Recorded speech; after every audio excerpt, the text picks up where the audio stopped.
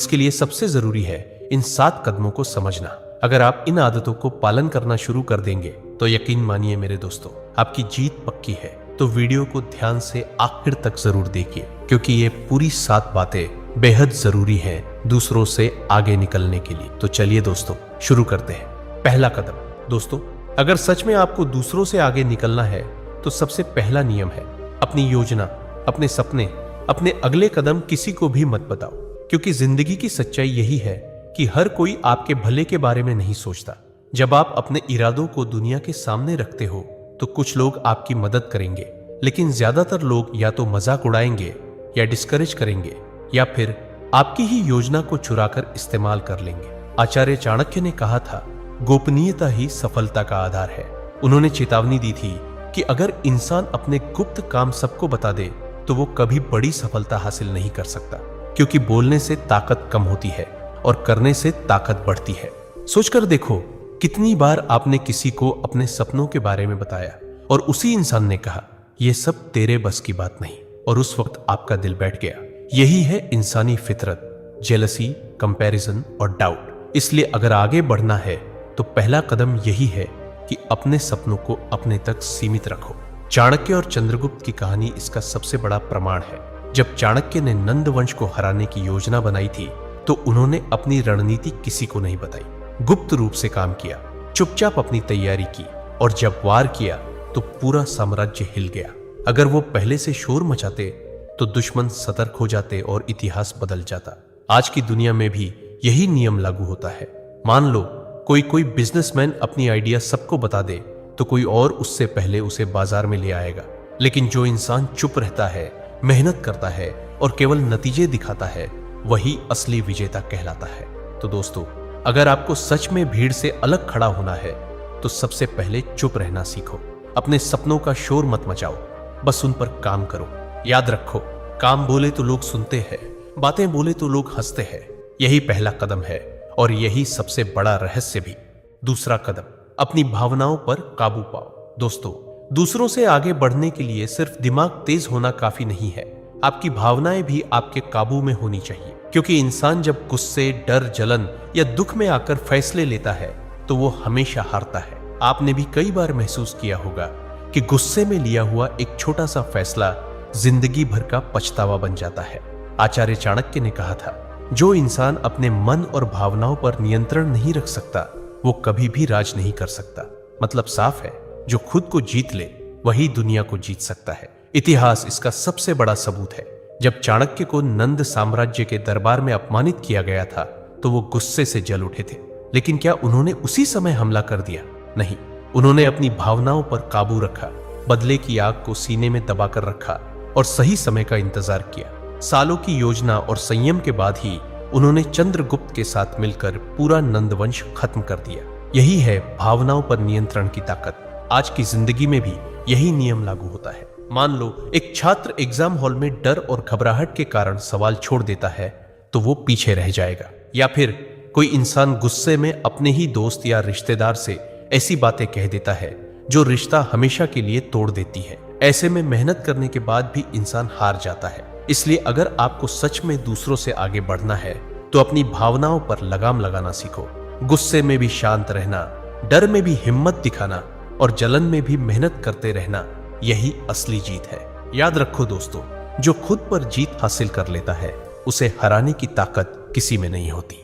तीसरा कदम, अनुशासन को जीवन का हिस्सा बनाओ। दोस्तों, दूसरों से आगे निकलने का सबसे बड़ा हथियार है अनुशासन। आपने कितनी ही बार देखा होगा कि बहुत सारे लोग बुद्धिमान होते हैं, टैलेंटेड भी होते हैं, लेकिन आगे वही बढ़ता है जो रोजमर्रा की आदतों में अनुशासन रखता है।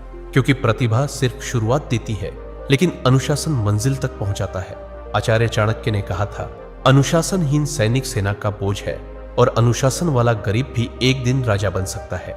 ये सिर्फ शब्द नहीं है, ये सच्चाई है। सोचकर देखिए, चंद्रगुप्त मौर्य भी एक साधारण बालक थे, लेकिन जब चाणक्य ने उन्हें सिखाया तो सबसे पहले उन्होंने उनके जीवन में अनुशासन डाला। सुबह से लेकर रात तक हर कार्य का समय तय था। अध्ययन, युद्धाभ्यास, आहार, विश्राम, सब कुछ अनुशासन से बंधा हुआ। यही अनुशासन था जिसने एक सामान्य बालक को महान सम्राट बना दिया। अब जरा अपनी जिंदगी देखिए, कितनी बार आपने ठान लिया होगा कि कल से रोज पढ़ाई करूंगा, रोज जिम जाऊंगा, रोज मेहनत करूंगा, लेकिन कुछ ही दिनों में सब छूट गया। यही है अनुशासन की कमी। जो इंसान छोटी छोटी आदतों में निरंतरता नहीं रख पाता, वो बड़े लक्ष्य कभी हासिल नहीं कर सकता। दुनिया में फर्क टैलेंट से नहीं पड़ता, फर्क पड़ता है अनुशासन से। मान लो 2 विद्यार्थी एक ही परीक्षा की तैयारी कर रहे हैं।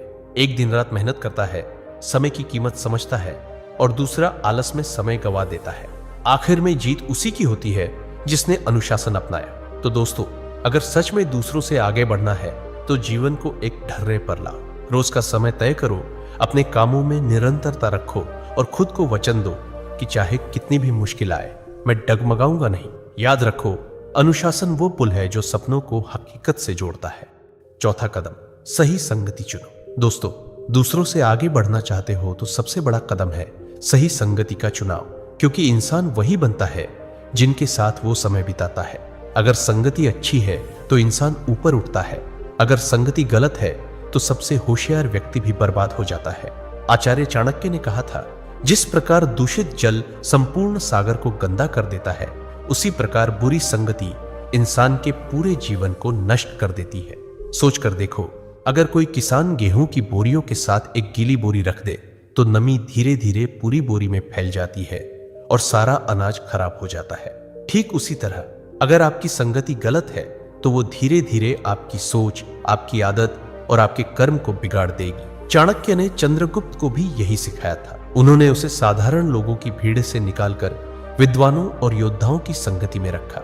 यही सही संगति ने चंद्रगुप्त को महान सम्राट बनने की राह दिखाई। अगर वो उसी गलियों की भीड़ में पड़ा रहता तो शायद इतिहास उसे कभी याद ना करता।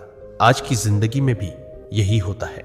मान लो आप दिन भर ऐसे लोगों के बीच रहते हो जो सिर्फ नकारात्मक बातें करते हैं, हर चीज में कमी निकालते हैं और मेहनत से भागते हैं।